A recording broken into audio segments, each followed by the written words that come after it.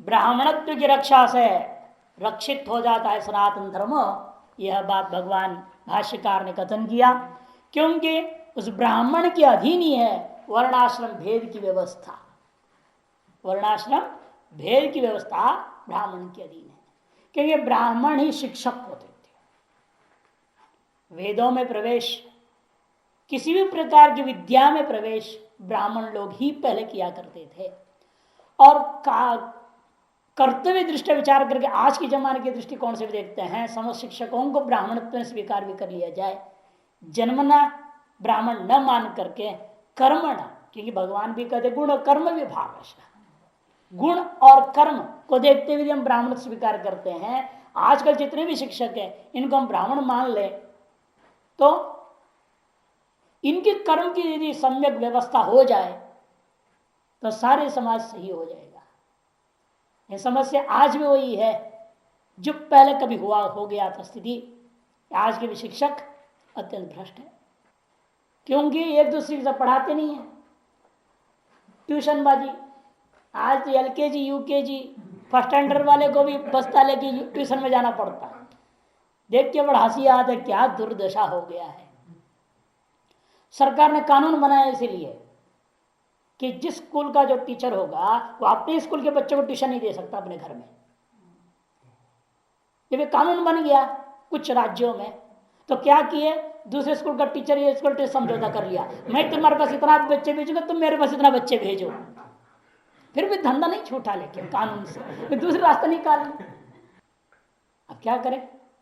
और जो हमारे स्कूल के बच्चे को मैं भेज रहा हूं तुम्हारे पास, और उसी कमीशन मेरे पास आएगा तो बच्चे को पास करेंगे, नहीं तो बच्चे को फेल कर देंगे। ये भी दुर्दशा है। ट्यूशन क्यों नहीं गया तू? क्योंकि वो बच्चा ट्यूशन नहीं गया तो उस मैडम को फीस नहीं पहुंचा, वो फीस वहां नहीं पहुंचा तो कमीशन इनके पास नहीं पहुंचा, तो गया नहीं, ट्यूशन से फेल कर दिया जाता है। इतनी भ्रष्टता है शिक्षक वर्ग। तो कहां से, जब शिक्षा ही बिगड़ गई इस तरह से, तो कैसे समाज की व्यवस्था बनेगा। और दूसरी दुर्दशा क्या शिक्षा में भ्रष्टाचार देखने को मिलता है, जाति। जो ब्राह्मण टीचर है ना, वो शूद्र विद्यार्थियों को फेल कर देगा, नीच जात वाले बच्चों को जानबूझ के फेल कर देते हैं। अभी जरा आगे बढ़ेंगे कहाँ हो जात वाला। ये सबसे भारी आज भी ब्राह्मणत्व जो है अत्यंत कलुषित स्थिति। जिस शंकराचार्य जब आए थे उस समय में ब्राह्मण कलुषित हो गया था, अनेक कारण अनेक प्रकार से। एक तो शिक्षा के दृष्टिकोण से भी अत्यंत संकीर्ण विचार आ गया था।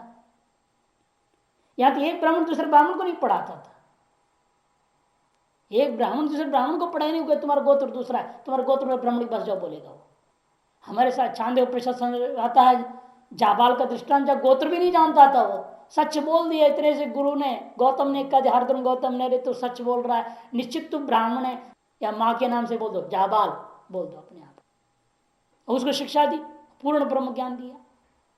इतनी बीच में संकीर्णता आ गई थी। वेदाध्ययन में भी ब्राह्मण ब्राह्मण को नहीं देता, गोत्र पोत्र दुनिया लफड़ा सपड़ा, वो प्रांत वाला ब्राह्मण ये प्रांत वाला ब्राह्मण को नहीं पढ़ाएगा, आंध्र वाला ब्राह्मण तमिलनाडु के ब्राह्मण को नहीं पढ़ाएगा। ऐसे ऐसे हो गया था बीच में। और याद है ना वो केरल का नारायण गुरु वगैरह बहुत प्रसिद्ध है स्टोरी। इसे वो तमिलनाडु में गए, झूठ बोला मैं ब्राह्मण हूं करके शिक्षा पाने के लिए, यहाँ कोई शिक्षा नहीं दे रहा था। दूसरे प्रांत में चला गया, वहां झूठ बोला मैं ब्राह्मण हूं, जिन्होंने छोटी रख करके पढ़ लिया, पूरा पढ़ लिख कर फिर इधर आया और यहाँ गुरु बन गया। इस तरह की घटनाएं क्यों हुई है? ये कट्टरता के कारण। योग्य अधिकारी की योग्यता को देखे बिना ब्राह्मण जो है वर्ण के आधार पर या गोत्र के आधार पर, प्रांत के आधार पर, जाति के आधार पर ये जो भेदभाव कर दिया शिक्षा में, वो सारा खराब हो गया। और तीसरी जो शिक्षकों में आजकल भेदभाव हो गया, धन के आधार पर। बहुत पैसा वाला फीस वाला जाएगा, बसों में जाएगा, बड़ा स्कूल में जाएगा, और बेचारे गरीब बच्चे का जाए गवर्नमेंट स्कूल में, 2 टीचर 1000 बच्चे। ये सब चीज ब्राह्मणत्व जो कर्म दृष्टिया ब्राह्मणत्व विचार करके देखते हैं, गुण तो रहा ही नहीं, कर्म दृष्टिया ब्राह्मणत्व जो किंचित दिखता है वो भी भ्रष्ट हो चुका है। नहीं तो फिर दोबारा कोई शंकराचार्य जैसे का अवतार लेना पड़ेगा। स्थिति ऐसी हो चुकी है, दुर्दशा ऐसा है। पूरे विश्व में ये हाल है, केवल यहां की बात है, पूरा विश्व में ये हाल है। इसलिए कहते हैं ब्राह्मणत्व की रक्षा करने पर ही धर्म की रक्षा, वैदिक धर्म की रक्षा होती है, क्योंकि उसी के अधीन वर्ण और आश्रम व्यवस्था विकसित होता है। सच भगवान, वह भगवान कैसा है? अब आया वो पॉइंट। ज्ञान ऐश्वर्य शक्ति बल वीर तेजो भी, उस भगवान के पास क्या है? ये 6 चीजें हैं। ज्ञान है, अर्थ परिच्छित्ति माने विषय का परिपूर्ण ज्ञान, सर्वज्ञता है उसके पास। दूसरा ऐश्वर्य है, माने ईश्वरत्व। ऐश्वर्य तात्पर्य धन दौलत नहीं, स्वातंत्रता, शासन करने की स्वातंत्रता। किसी भी चीज पर जैसे इच्छा है वैसे उसको कर सकता है। ये भूतों पर अधिकार, जैसे भगवान ने, ब्रह्मा ने गाय वगैरह चोरी करके ले गया, भागवत में कथा आता है, गाय बैल सबको चोरी करके ले गया, ग्वाल बाल सब चोरी करके ले गया। देखते गया सच्चिदानंद ब्रह्म क्या है, झूठा है। भगवान ने नकली गाय वाला सब, 1 साल तक किसी को पता भी नहीं चला कि ये सब डुप्लीकेट है। ग्वाल बाल गाय सब, बछड़ा बछड़ी सब बना दिया, और समय समय पर गाभिन भी हो रहे हैं, गर्भिणी हुआ गाय और बच्चा भी दे रहा है, सब हो रहा है डुप्लीकेट में से ही। ओरिजिनल सब छुपा कर रखा है ब्रह्मा जी ने। दूसरा बनाने की सामर्थ्य, वो जो ईश्वरत्व है उसको तो स्वातंत्र्य है, सृष्टि के निर्माण अधिकारियों में भी वह ऐश्वर्य है। तीसरी शक्ति, तदर्थ निर्वर्तन सामर्थ्यम, वह शक्ति भी है। माया शक्ति उनके पास है ना, मम माया दुरत्या, भगवान गीता में कहते हैं मेरी माया है, वो उनके अधीन रहती है। वो बलम सहाय संपत्ति, बल क्या लेना?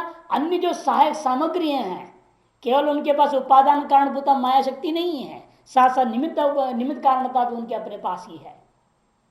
वीर्यम पराक्रमवत्तम, पराक्रम तो दिखाई दिए हैं, बचपन से लेकर जन्म से लेकर के मरण तक तो मारते ही रहे दुनिया को, पूरे को, राक्षसों को। पराक्रम की कोई कमी नहीं।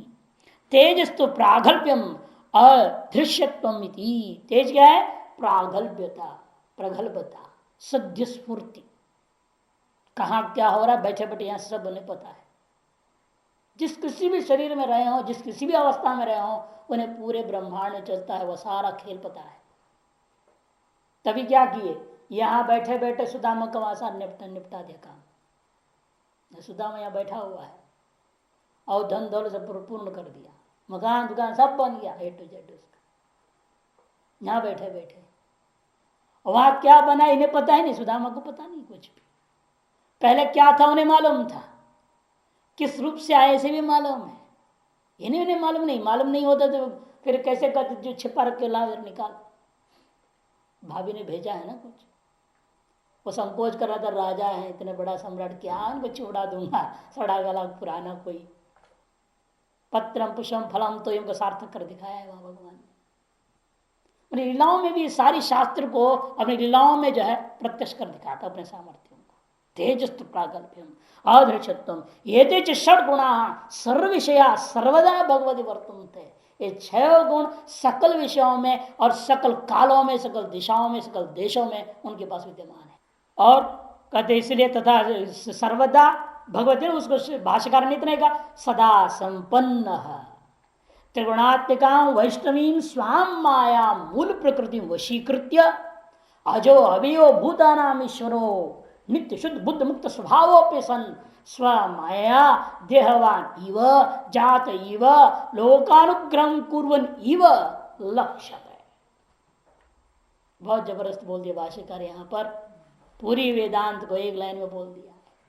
निर्गुण निराकार होता हुआ सगुण साकार के समान, क्योंकि पहले क्या बोल चुके थे, वसुदेवांशेन देवक्याम कृष्ण किल संभव। और उसको सुन करके अब दिमाग में आएगा ये तो अवतार ही है, अवतार का मतलब इसमें भी कुछ क्षुद्रता आ गया होगा, संकोच हो गया है। अपने पंक्ति से सारा भ्रम को काट दिया। कहते हैं कैसे हैं, त्रिगुणात्मिका वैष्णवी स्वाम माया मूल प्रकृतिम, इतने सारे दुनिया वर्ष प्रयोग कर दिया है। त्रिगुणात्मिका है वो, सत्रतमा त्रिगुणात्मिका है। वैष्णवी सर्वव्यापिनी, वैष्णवी उसका तात्पर्य पर विष्णु कोई भगवान है, वैकुंठ लोक में बैठा रहता लक्ष्मी के साथ, उसकी ऐसा अर्थ नहीं लेना है। विष्णु का तात्पर्य व्यापनशील, सर्वव्यापिनी मायाम वैष्णवी स्वाम मायाम, और माया किसी और की नहीं जो अपने पास रख लिया हो, है, माया शक्ति स्व से भिन्न भी नहीं ना, इसे अपने स्वरूप ही के अंतर्गत तो छिपाए रखा हुआ, ऐसा कहते स्वाम माया, सारे जगत का मूल कारण है, मूल प्रकृति। वशीकृत्य इंसा एतादृशी उस माया को अपने वश में रख करके अजो, आगे ना विरुद्ध में पहले कहा था कृष्ण अकेला संबबुआ और अब अजह अजन्मा है, फिर वो विरोध हो जाएगा, कहते नहीं जात इव अजोपि सन जात इव, तो विरोध खत्म हो गया। और अव्यय वह कभी विनाश को प्राप्त नहीं होता। भूतानाम ईश्वर है, सकल भूतों का वह ईश्वर है, नित्य शुद्ध बुद्ध मुक्त स्वभाव, क्योंकि भूतों के शरीर इसलिए एक हृदय देश बैठे हुए ना, ब्राह्मण सरा भूतानि यंत्रारूढ़ानी माया, तो नित्य, इसलिए भूतों का हृदय में बैठ करके भूतों का नियमन कर रहे हैं, अंतर्यामी परमात्मा है। साथ साथ इसका मतलब फिर भी सगुण साकार तो हुआ, तो नहीं, नित्य शुद्ध बुद्ध मुक्त स्वभावोपि सन। नित्य क्या है? कार्याकार रहित है।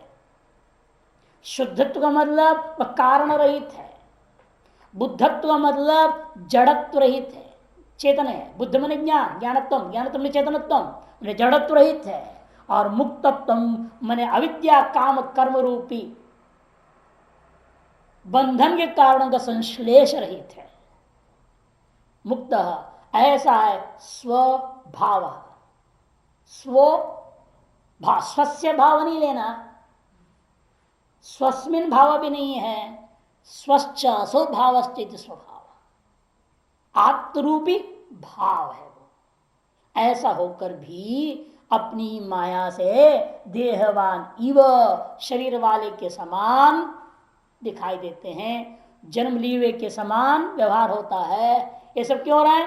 लोकानुग्रह करने के लिए। ओ भी कुर्वन इव लक्ष्यते, लोक का अनुग्रह करते हुए के समान लक्षित होता है। स्व प्रयोजन क्यों ऐसे कर रहे हैं? फिर स्व प्रयोजना भावे भी भूत अनुज घृक्षया वैदिकम धर्मद्वयम अर्जुनाय शोक मोह महोदौ निमग्नाय उपदेश सच भगवान उपदेश, ऐसा अन्वय होगा क्रियापद के साथ। कैसा है वो उपदेश जिसको दिया जा रहा है? भले अपना कोई प्रयोजन नहीं है, फिर वो क्यों कर रहे हैं? भूतों पर अनुग्रह करने की इच्छा से। भूतानाम अनुजिघृक्षया वैदिकम ही धर्मद्वयम अर्जुनाय, ये वैदिक जो धर्मद्वय है, प्रवृत्ति धर्म और निवृत्ति धर्म रूपी धर्मद्वय, इनको अर्जुनाय। कैसा है अर्जुन? शोक मोह महोदधौ निमग्नाय, शोक रूपी महोदधि और मोह रूपी महोदधि में, सागर में डूबा हुआ निमग्नाय, उसके लिए उपदेश दिए हैं। वो निमित्त मात्र हुआ इसलिए क्योंकि लोकानुग्रह बोल दिया, लोगों पर दुनिया पर अनुग्रह करने के लिए मुख्य उद्देश्य है। गौण रूपे ना अर्जुन को निमित्त बना लिया। और ऐसे कई लोग कहे थे फिर जो भी वेदांत सुनना है उसको पहले शोक में डूबना चाहिए, जरूरी है। अर्जुन को वेदांत सुनाना है, कब सुनाया? जब शोक मुंह में डूबा था। जो शोक मुंह में डूबे वही वेदांत के अधिकारी हैं। ऐसे कुछ उल्टा व्याख्या कर देते हैं। और उसके लिए क्या करना पड़ेगा? फिर रोना पड़ेगा। शोक में हूं दिखाना पड़ेगा, गुरु के पास जाओ रो, शोक में हूं। मुंह कैसे प्रश्न करोगे? वहां पे कैसे त्यागूंगा मैं मेरे पत्नी बच्चे सब, इनको कैसे छोड़ के आऊँ आपके वेदांत सुनने? बोलना पड़े कुछ न कुछ ऐसे, जैसे उसने कहा ना, मैं के गुरु हत्वा महानुभावान, मोह तो दर्शाया था उसने।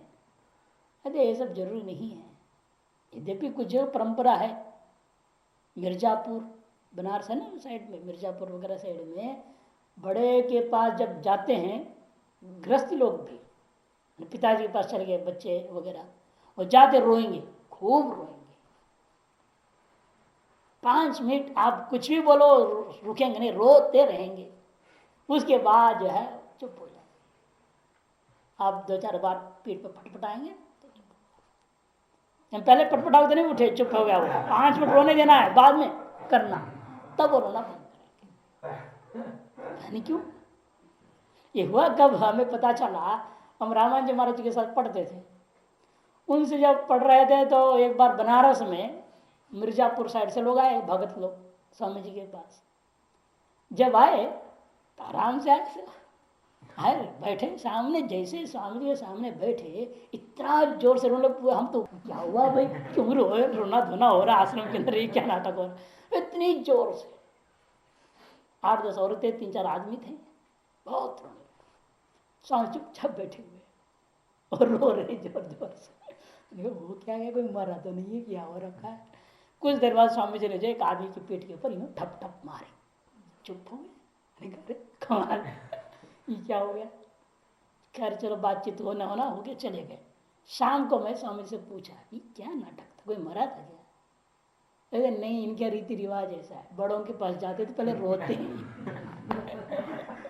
कोई मरा नहीं, कोई दुख नहीं, कोई सुख। गुरु की कृपा पाने के लिए रोया जाता है। अब बताओ, बड़ों के आशीर्वाद पाने के लिए रोया जाता है। नहीं, शोक दर्शा, शोक को दर्शाओ तब आशीर्वाद प्राप्त करो, कृपा प्राप्त करो।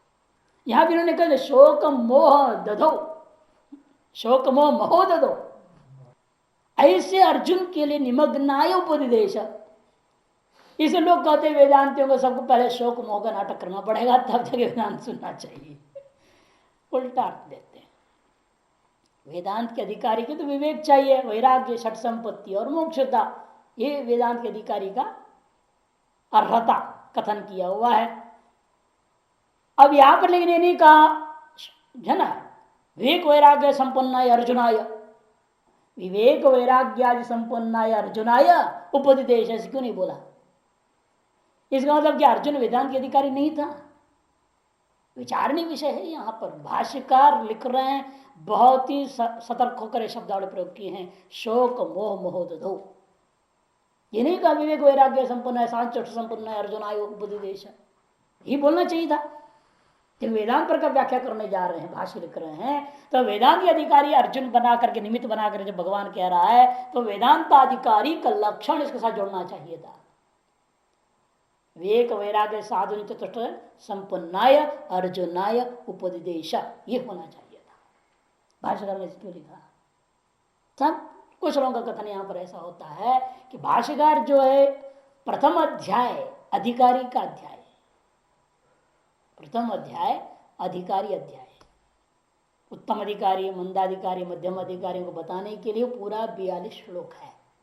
बताएंगे हम शब्दों का अर्थ भी। हम ये तो कथा तो नाम है सब, अश्वत्थामा वैकर्ण घोर तक नाम बोल रहे हैं वहां पर, लेकिन नाम नहीं है वास्तव में, वहां अधिकारी का लक्षण बता रहे हैं। हर एक नाम की उत्पत्ति करेंगे, अधिकारी तरफ कैसे घटेगा दिखाएंगे आप, तो बाद की बात। लेकिन यहां पर उसके साथ संबंध कैसे जोड़ेंगे? शोक मोह का साधन चतुष्टय के साथ क्या संबंध है या नहीं? बोलो, शोक और मोह का साधन चतुष्टय के साथ कोई संबंध है या नहीं है? ये नहीं है तो फिर भाषा गलत हो जाएगी। है, क्यों? शोक से तात्पर्य क्या है यहां पर? ज्ञानाभावात् शोकः न तो दुखम इत्यर्थः। शोचनात् शूद्र, अपशूद्र आदिगण ब्रह्मसूत्र में निर्णय लिया, जब रैक्य ने बोला राजा को शूद्र कहा, तो शूद्र का अर्थ क्या किया वहां पर?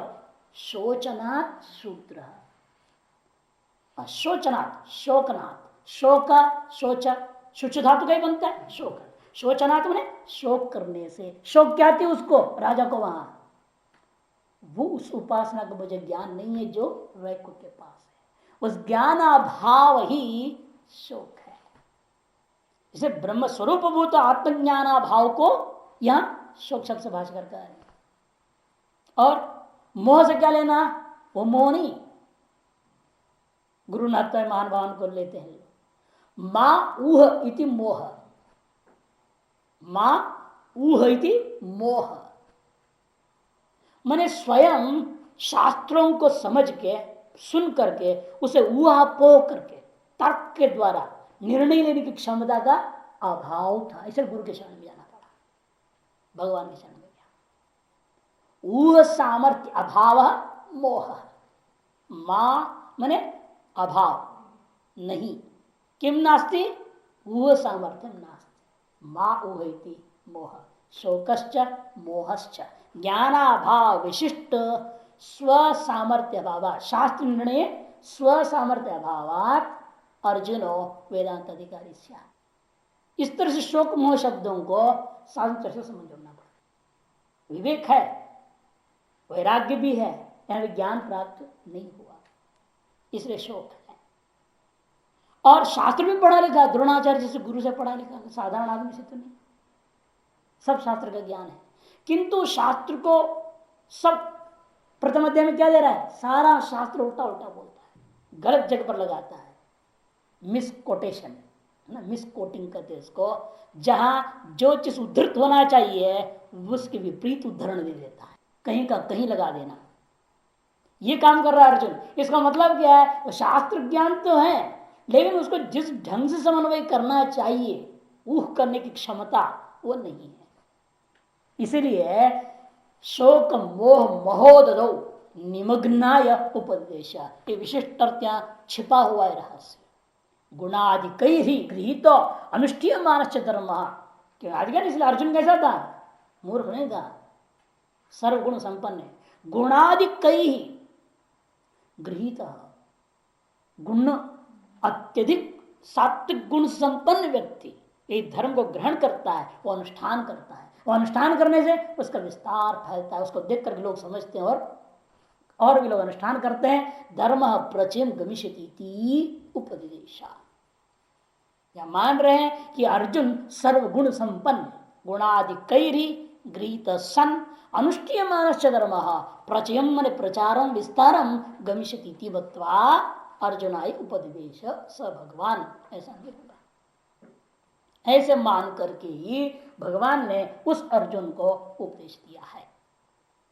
टीका में किंचित अतएवपि कथम ईश्वरस्य अनादि निधनस्य नित्य शुद्ध बुद्ध मुक्तस्य मुक्त स्वभावस्य स्वभाव विपरीतम जन्मादि संभवति, प्रश्न उठता है। नित्य शुद्ध बुद्ध स्वभाव वाला परमात्मा है तो वो निर्गुण निराकार ब्रह्म वो जन्मादि क्यों प्राप्त करेगा? क्योंकि जन्मादि में क्या समस्या है? कहते क्योंकि नहीं भूतानाम ईशिता स्वतंत्र स्वात्मना अनर्थम स्वयं संपादित मरोधी। जो भूतों के ईश्वर होता हुआ, स्वतंत्र होता हुआ, अपने आप को अनर्थ जाल में क्यों डालेगा कोई? क्योंकि जन्म लेना, शरीर प्राप्त करने का मतलब अनर्थ जाल में पड़ जाना। स्वयं संपादित न रहती न चासिद्यादि ग्रहे किमपि फलम उपलब्धते, और दियादि ग्रहण करने का भी क्या लाभ है, क्या फल है? उसमें भूताना मनुजृक्षया त्रिगुणात्मिकामिति, तब कहते वो वास्तव में जन्म लेते ही नहीं है, माया के द्वारा वैसे दिखाई देता है। त्रिगुणात्मिका सुसृक्षित देहादिगत वैरूप्य सिद्ध्यर्थम, सृजन करने के लिए इच्छित देहादि में जो वैरूप्यता है उसकी सिद्धि के लिए यह बात विशेषण दिया त्रिगुणात्मिका।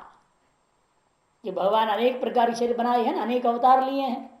कहीं पशु अवतार लिया, शुरू में सारे पशु अवतार है, फिर आधा पशु आधा मनुष्य अवतार लिया, उसके बाद मनुष्य अवतार लिए हैं। पहले तीनों पशुओं को आदमी खा गया ना, क्या करेगा? भगवान बेचारे परेशान हो गए। लोग सुअर को खा गए, बड़ा अवतार सुअर, उसको खाने लग गए लोग। फिर कच्छप अवतार लिए, कच्छों को खाने लग गए लोग। मत्स्य अवतार लिए, उसको भी खाने लग गए लोग। तो भगवान ने देगा वैसे अवतार लो, देख के आदमी भाग जाए, खाएगा क्या? जैसे नरसिंह अवतार ले लिया, वराह कच्छप मीनी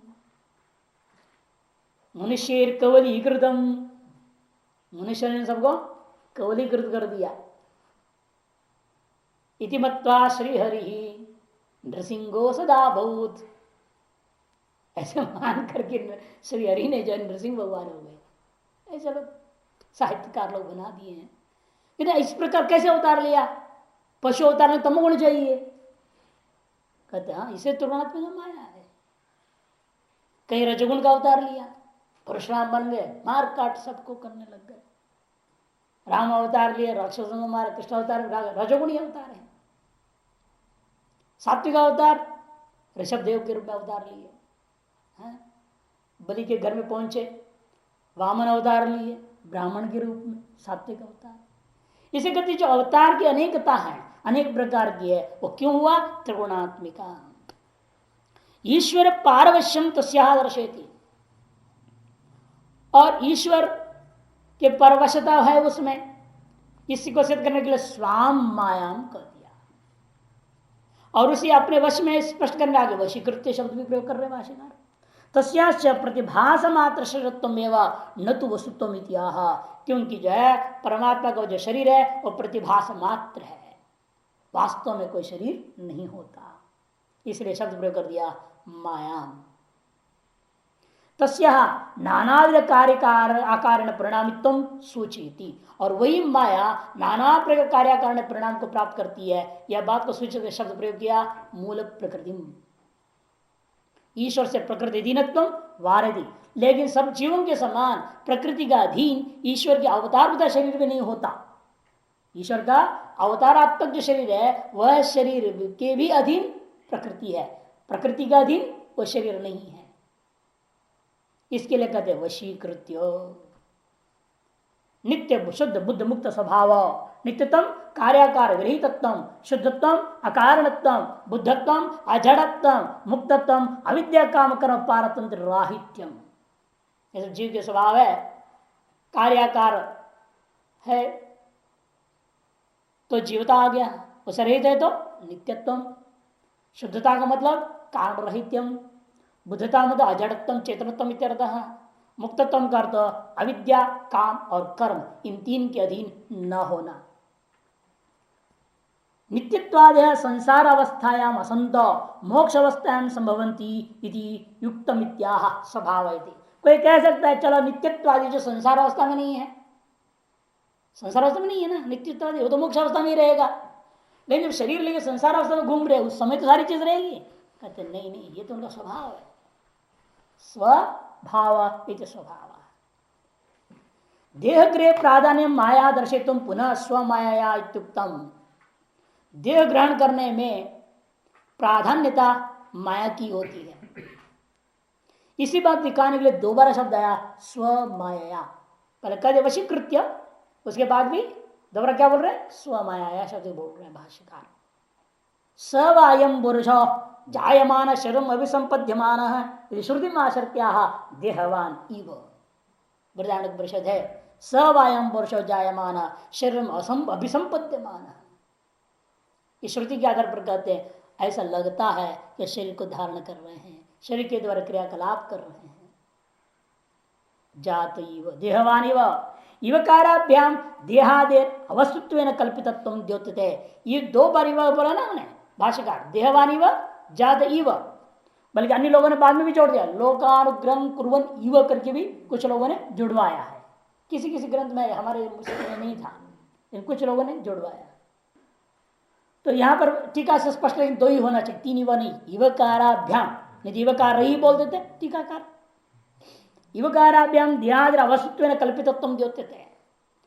धर्मद्वय उपदेश द्वारा प्राणी वर्ग से अभ्युदय निःश्रेष तत्परत्व आपादनम लोकानुग्रह। धर्मद्वय उपदेश के द्वारा समस्त प्राणियों को अभ्युदय और निःश्रेयस में लगाना है, उनको प्रवृत्त कराना, अनुष्ठान करने को प्रवृत्त कराना ही यहाँ मुख्य फल है, उसी का नाम लोकानुग्रह है। यद्यपि कूटस्थ स्वतंत्र नित्यत्व लक्षण स्वयं ईश्वर स्वतो दृश्यते, तथापि यथोक्तम माया शक्त्या देहादिकृत्वा प्राणिनाम अनुग्रहम आदधानो न स्वभाव परम्परियते। लेकिन यद्यपि वह निश्चित बुद्ध हैं, फिर भी उन्होंने शरीर धारण कर लिया, उतने मात्र से भी उनके अंदर विद्यमान जो सामर्थ्य है उसका कोई पराभव नहीं होता।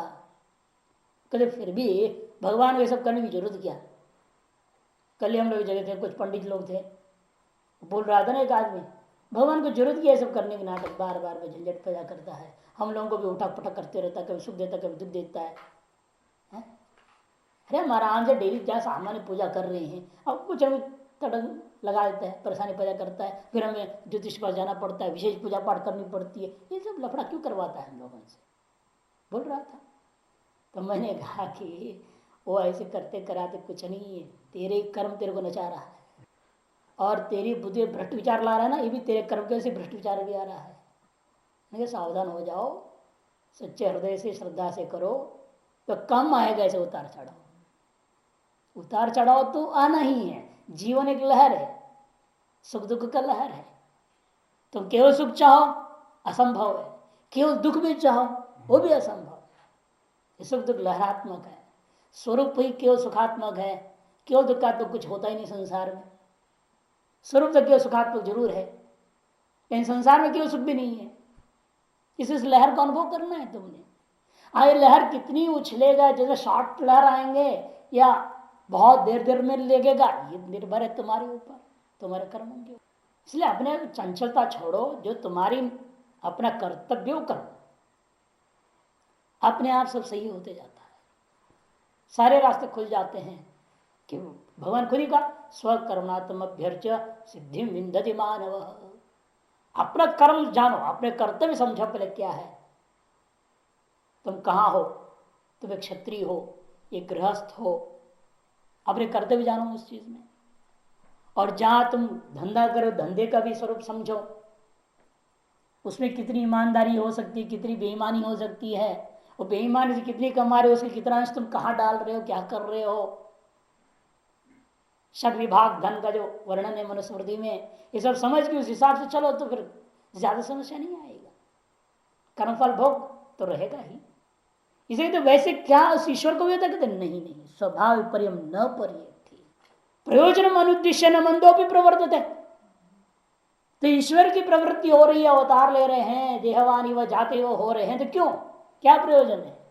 लोकानुग्रहार्थम स्वप्रयोजन अभाव। इसलिए कहते हैं कि न्यायाद ईश्वर से आप्त कामतया, ईश्वर तो सकल काम प्राप्त है उनको, वो आप्त काम है, आत्म काम है।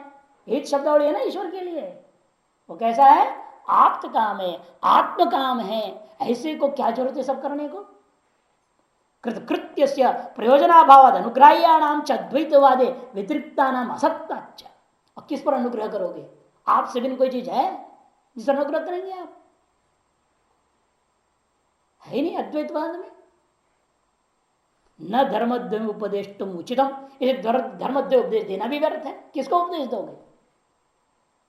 तब सिद्धांत कहते स्व प्रयोजन अभाव, अपना कोई प्रयोजन नहीं है। और अद्वैतवाद में स्वभिन्न कुछ भी नहीं, इसमें कोई संशय नहीं है। लेकिन परिदृश्यमान कल्पित इस जगत है ना, परिदृश्यमान है, कल्पित जरूर है, इन कल्पित पर कृपा करना भी जरूरी है। कैसे? एक बड़ा सुंदर दृष्टांत घटना घटी थी।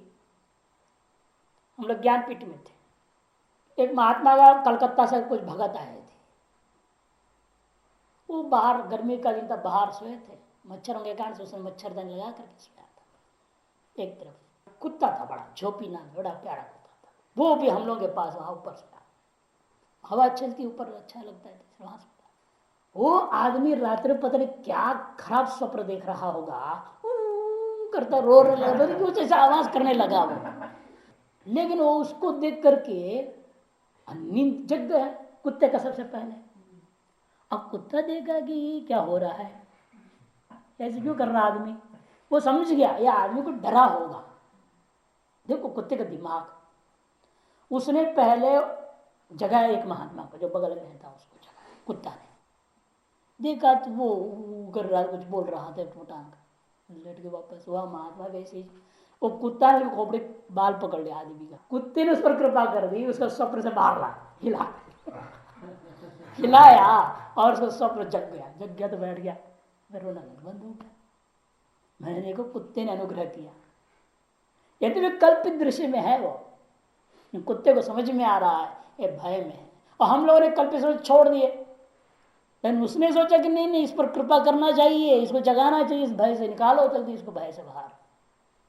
और कुत्ते ने अनुग्रह करके उसको भय से इसे भगवान हम लोगों को ऊपर कृपा कर रहे हैं। यदि हम लोग सब कल्पित हैं, पड़े हैं दुख में, रो रहे धो रहे हैं, रोज कुछ न कुछ खचर पचर चलते रहता है, कभी ये खराब वो खराब, ये गड़बड़ वो गड़बड़, चल रहा है।